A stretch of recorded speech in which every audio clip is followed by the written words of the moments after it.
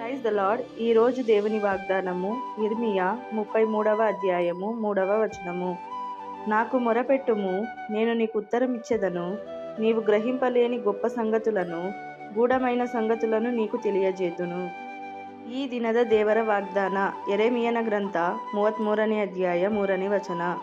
ನನ್ನನ್ನು ಕೇಳಿಕೋ, ನಾನು ನಿನಗೆ ಸದುತ್ತರವನ್ನು ದಯಪಾಲಿಸಿ ನಿನಗೆ ತಿಳಿಯದ ಮಹತ್ತಾದ ಗೂಢಾರ್ಥಗಳನ್ನು ಗೋಚರಪಡಿಸುವೆನು.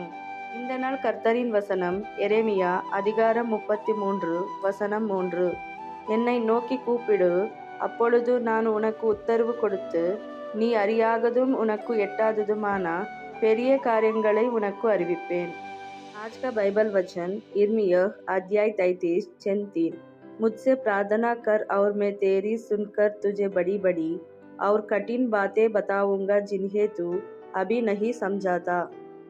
Today God's promise, Jeremiah chapter 33 verses 3. Call to me and I will answer you and show you great and mighty things which you do not know. Amen. Glory to God. God bless you all.